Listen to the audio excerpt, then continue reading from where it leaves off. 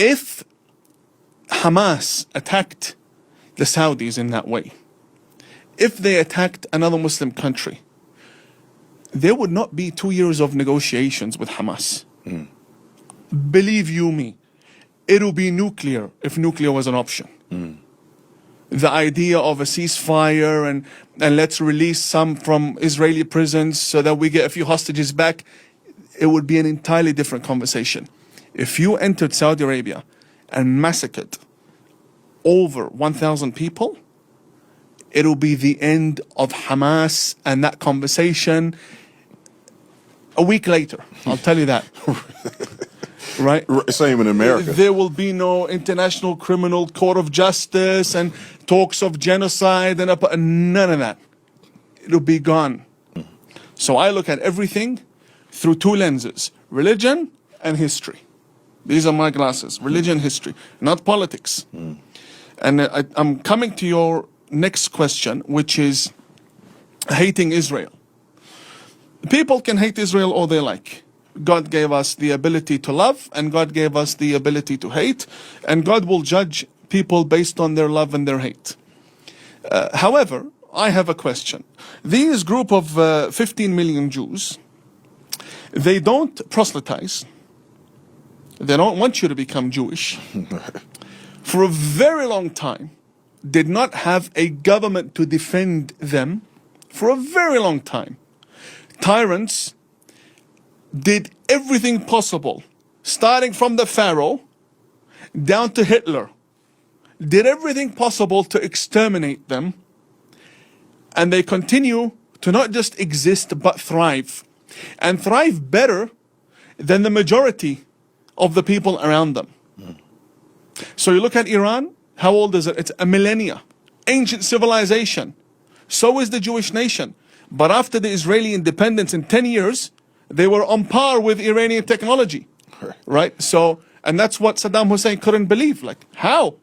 How do they do that, right? With all the challenges and all the wars. So if you believe that God has nothing to do with these people and that they are the enemies of God, right? You should think again, because I'll tell you this, there are religions that have gone extinct for one of those reasons. Having a tyrant come after you, or simply not proselytizing. Right? And simply not having anyone defend you. There were religious groups that have vanished in the region for one of those reasons. And Israel has 3 of those reasons. The Jews have 3 of those reasons. And so clearly there's something between them and God. Right? Clearly, I'll tell you that. That these people will be there. And here's the thing. The understanding of Jews in Islam is extremely different from the understanding of Jews by Muslims on the ground today. Really? Yes. God says in the Holy Quran, for example, chapter 2, verse 62, right? Or for example, in chapter 5, verse 20 onwards, O children of Israel, enter the Holy Land that God has written for you. The Holy Land. You know Israel's borders today? They are part of what is the Holy Land. The whole of Sinai is the Holy Land. Moses in the Holy Quran, it states he entered Sinai and God said to him, Moses, take your sandals off. You are now in the Holy Valley. Right? A symbolic gesture. You know, you enter a mosque, you take your shoes off. I'm not saying now you can't wear shoes or boots there, but symbolically, when you claim it. And so God designated this entire region of Judea for the Jewish people, for Moses, my prophet and your prophet, Moses. And Hamas wants to steal that from Moses. I don't care what people think about Israel or Jews. You want to be anti-Semites? God's going to destroy you. That's onto you. But to steal from Moses is an entirely different conversation with an entirely different defense, because the number one defender for that is God himself. That's why you're always losing the wars. That's why God hates you. Because you're simply saying Judea belongs to Muslims, and Muslims want nothing to do with Judea. We have nothing to do with Judea. Here's the thing. Here's basic history, okay? So our prophet, peace be upon him and his family, passes away in 632, in the year 632, right?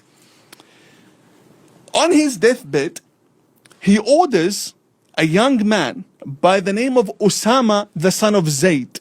So there are historic narrations if he was 16 or 17 or 15. Point is, he was a young man. He said, Usama, get your army ready, you're going to war. And the Prophet's laying in bed. Usama says, who are we fighting against? He says, the Romans.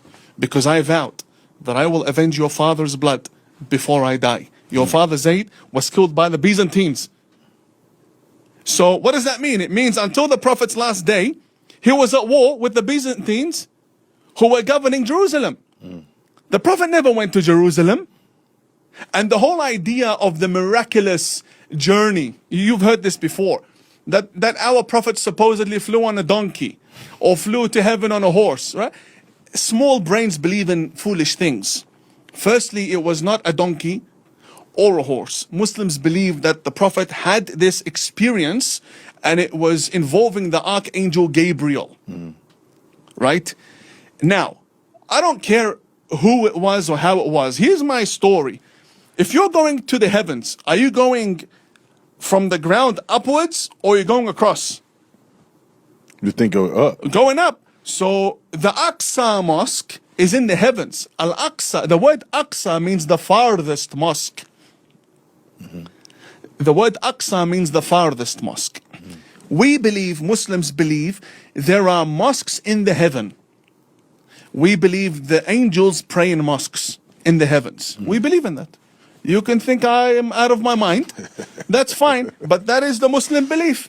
No problem. Believe all you like. We believe on top of the Kaaba, the black cube in Mecca, above it in the heavens, directly, there's another mosque called Al-Bayt Al-Ma'mur. Right? So that's that. And we believe there's another mosque in the sky. Why? Because the sixth successor of the Holy Prophet, his name is Ja'far as-Sadiq, tells us, as for Al-Aqsa mosque, it is in heaven. Okay, that's why it's called the farthest mosque. Okay. So what about the one in Jerusalem? Well, that was built in 705 by Abdul Malik bin Marwan, the fifth caliph of the Umayyads. He built it 73 years after the Prophet had passed away. So how can the book that Revelation had ended with the Prophet's passing refer to a mosque and a miraculous journey 73 years later? It doesn't happen. It doesn't make sense. Right. It doesn't make sense. So mathematically it doesn't make sense. Historically, the Prophet was at war with the region. But this whole idea that Jews can't be neighbors, that's what it's down to, Brandon. Jews cannot be the neighbors according to the Muslim Brotherhood. The end. They have a problem with Jews being their neighbors. You know what? You asked me about Netanyahu. What if the Jews decided to have a kingdom, to have a theocracy?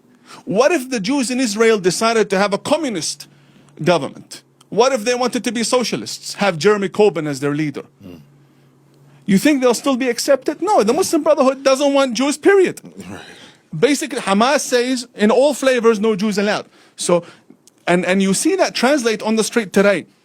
There's a problem in the Middle East, they'll attack a Jewish restaurant. What's your problem with the Jewish guy's stomach? He wants to eat kosher. Why would you attack his restaurant?